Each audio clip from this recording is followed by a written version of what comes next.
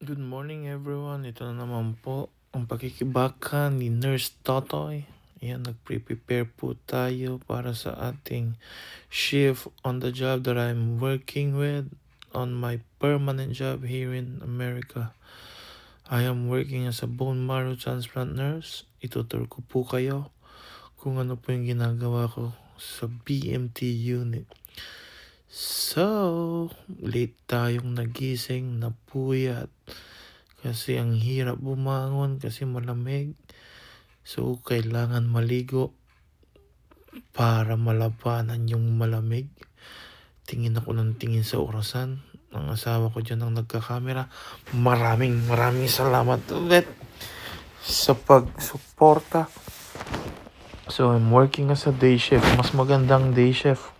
Kasi nung nag-night shift ako sa Amerika, nakakapagod. Ayan. Kailangan nating magpapogi. We need to prepare ourselves.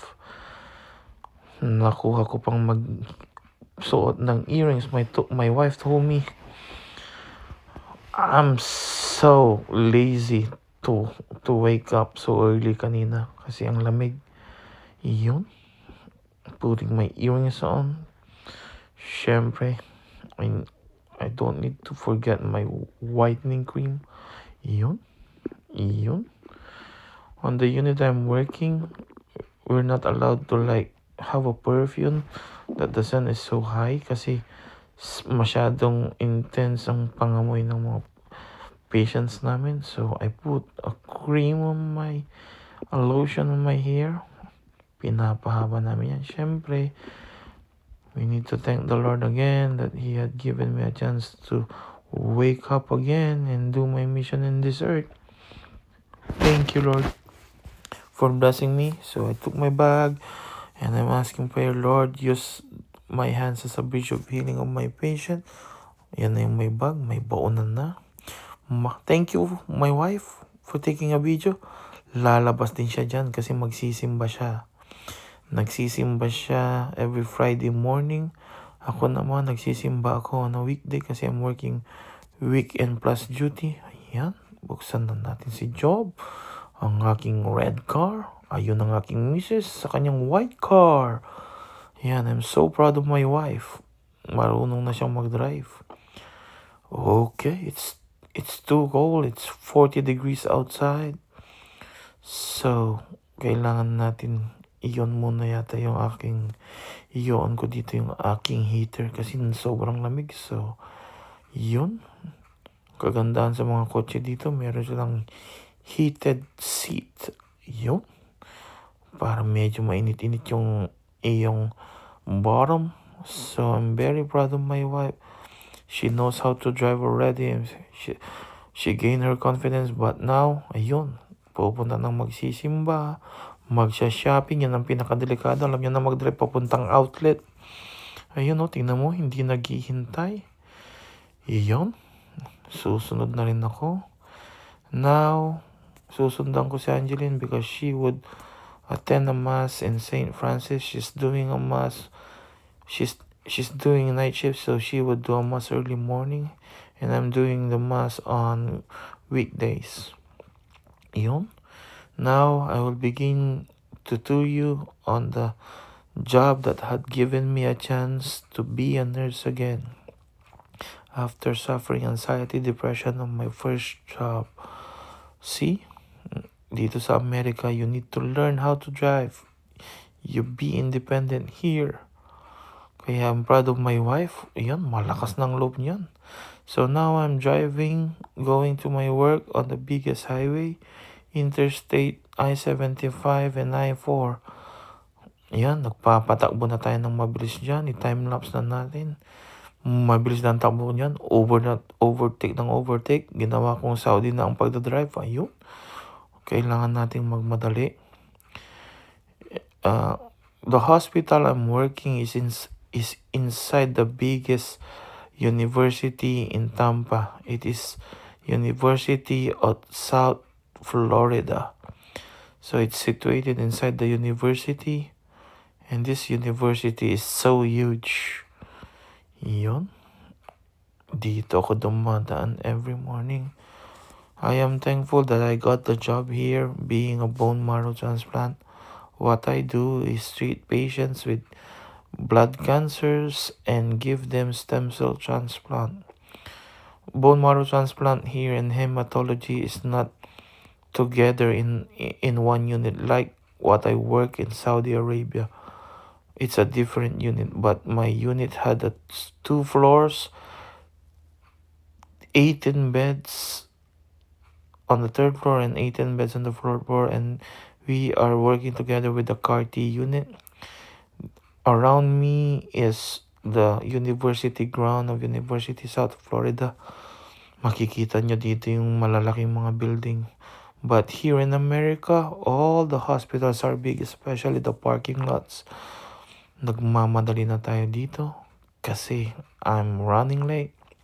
I need to punch in 6:53, but I'm sorry. I promise not to be late again. It's so damn cold in Florida right now.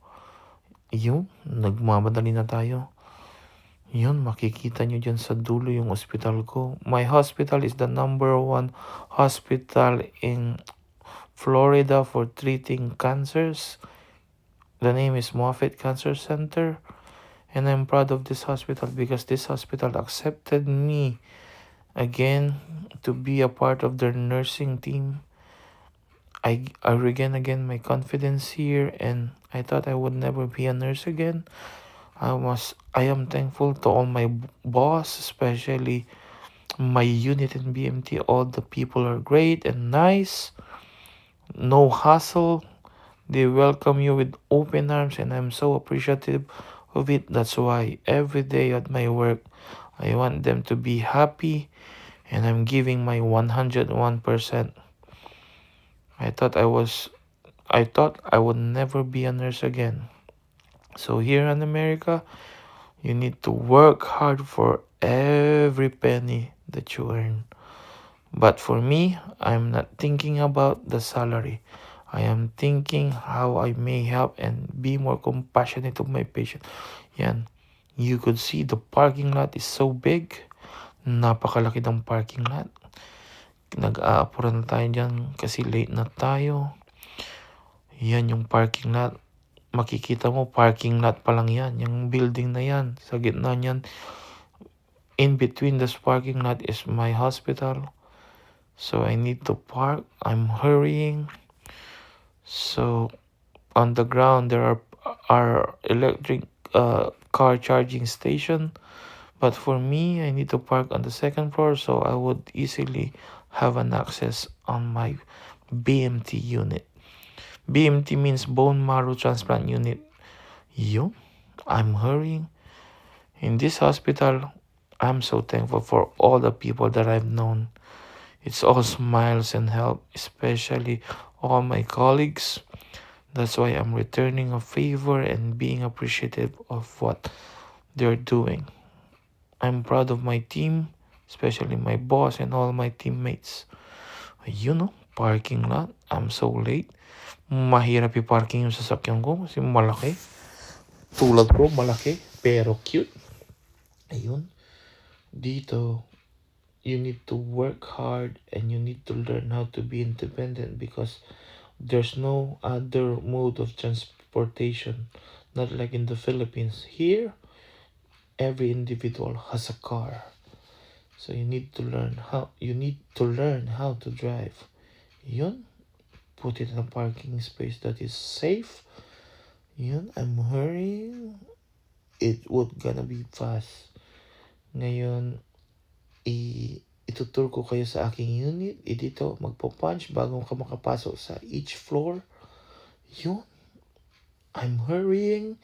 You would see me taking a selfie. Yo, late na ako. Faster! Faster, Ivan, faster! Nakakaya. I need to be early because nurses at the night need to go home early so they could sleep. This one, I'm punching in. Shoot. See the time? I'm late. I'm sorry. Oops. Isa pa. Yun. This is my permanent job. This is the third floor. This is our main floor. Ito yung bone marrow. Ayan yung secretary's office. There is 2 main doors in each corner. And all BMT. There's like a whiteboard for us. So BMT, blooming team. We call it the blooming team. This is the right side. Nasa my unit. Lalaki ng mga kwarto dito. Ito ang unit ko. Diyan sa kanan may pneumatic device. Pero saka ko na lang kukunan. Ayan yung bell. Yan yung unit. Tsaka itutur ko kayo ng madalian. Yan yung unit. Ito naman, dito ako naka-assign ngayon. This is 4th floor. So, total of 36 beds. Ayan. And I'm proud of this team. Yeah, so I'm happy what I'm doing. It's not about the salary. You know, when you're happy on what you're doing, the salary is secondary.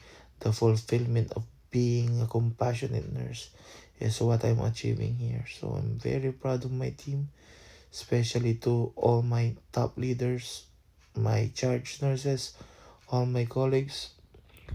Thank you very much for being with this tour. This is the unit where I've been working, and I was accepted for being the Ivan that I am. Thank you very much. God bless you all and have a good day. God bless you. Ivan signing off.